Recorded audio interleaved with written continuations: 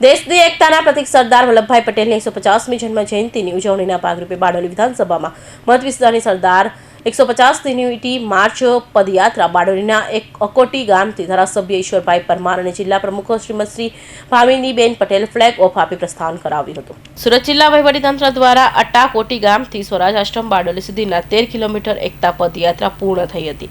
અકોટીથી બારડોલી સુધીમાં વિવિધ સ્થળો પર એકતા પદયાત્રાનું ભવ્ય સ્વાગત કરાયું હતું. આ પ્રસંગે ધારાસભ્ય શ્રી ઈશ્વરભાઈ પરમારે જણાવ્યું હતું કે સમગ્ર ગુજરાતમાં સરદાર વલ્લભભાઈ પટેલની 150મી જન્મ જયંતિ ઉપક્રમે રાજવ્યાપી યુનિટી માર્ચની ધામધૂમથી ઉજવણી કરવામાં આવી રહી છે. ત્યારે સરદાર વલ્લભભાઈ પટેલની સરદારનું બિરુદ આપનાર ભીખીબેન પટેલના પંટાગઢમાં આકોટી ગામથી બારડોલી વિધાનસભાની યુનિટી માર્ચ યાત્રાનો પ્રારંભ કરાયો છે, જે એકતા અને રાષ્ટ્રીય એકતા જૂથનો શક્તિશાળી સંદેશ જન જન સુધી પહોંચાડે છે. તેમણે વધુમાં જણાવ્યું હતું કે યુનિટી માર્ચ એકતા અને રાષ્ટ્રીય ગૌરવનો પાવન સંદેશ છે.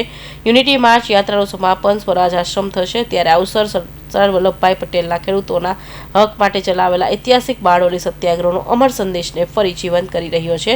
ખેડૂત શક્તિ, ન્યાય અને અડગ સંકલ્પના અધ્યાયને યાદ કરતા સમગ્ર વિસ્તારમાં દેશભક્તિની ભાવનામાં વધુ ઉર્જાવાન બની રહી છે. પદયાત્રામાં ઉપસ્થિત સૌએ સ્વદેશી ચીજવસ્તુઓનો ઉપયોગ કરી આત્મનિર્ભર ભારત નિર્માણની શપથ લીધા હતા.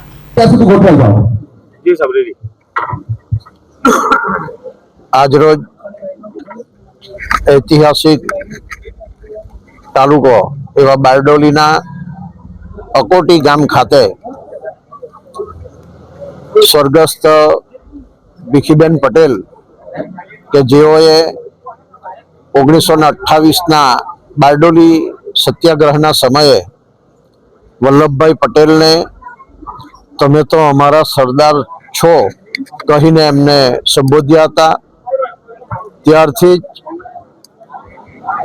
વલ્લભભાઈ પટેલને સમગ્ર વિશ્વ સરદારના હુલામણા નામથી ઓળખતા થયા.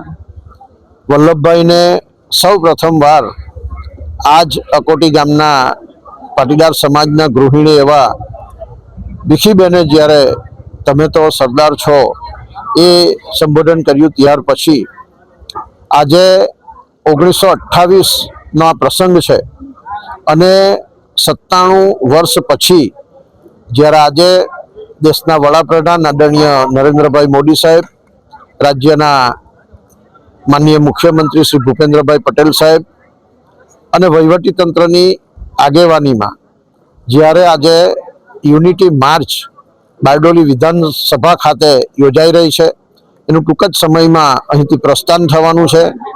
આજના પ્રસંગે ખાસ આમંત્રિત તરીકે ગુજરાત સરકારના પૂર્વ મંત્રી એવા છત્રસિંહજી મોરીજી પણ અમારી વચ્ચે ઉપસ્થિત છે. બારડોલીના પ્રાંત અધિકારી શ્રી જીજ્ઞાબેન પરમાર, સુરત જિલ્લા પંચાયતના પ્રમુખ એવા ભાવિનીબેન પટેલ, પૂર્વ પ્રમુખ ભાવેશભાઈ પટેલ, અમારા સંગઠનના સૌ હોદ્દેદારશ્રીઓ, તાલુકા પંચાયતના પ્રમુખ જમનાબેન, નગરપાલિકાના પ્રમુખ ધર્મેશભાઈ, સૌ સામાજિક અગ્રણીઓ, એમની ઉપસ્થિતિમાં આજે અકોટી એટલે કે ભીખીબેનના નિવાસસ્થાનથી લઈને બારડોલી ખાતે આવેલ સરદાર સાહેબનો સ્વરાજ આશ્રમ એટલે કે 13 કિલોમીટર લાંબી આ એકતા યાત્રા અહીંથી ટૂંક જ સમયમાં પ્રારંભ થવાનો છે અને ખૂબ મોટી સંખ્યામાં આજે સૌ સરદાર પ્રેમીઓ બારડોલી પ્રદેશના અને બારડોલી વિધાનસભા મત વિસ્તારમાંથી ઉપસ્થિત થયા છે. ત્યારે આજના પ્રસંગે આ યુનિટી માર્ચ એકતા યાત્રામાં પધારનાર સૌ સરદાર પ્રેમી ભાઈ બહેનોનું હું હાર્દિક સ્વાગત પણ કરું છું અને સાથે સાથે એઓ સૌને અભિનંદન પણ પાઠવું છું કે એઓ અમારી સાથે આ 13 કિલોમીટર લાંબી આ યુનિટી માર્ચ એકતા યાત્રામાં જોડાવાના છે.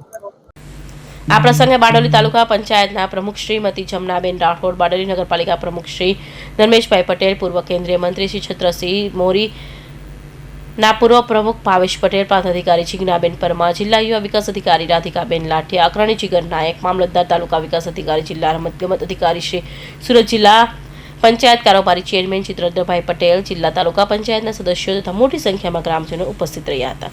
Suresh Rathod, Hind TV news, Bardoli.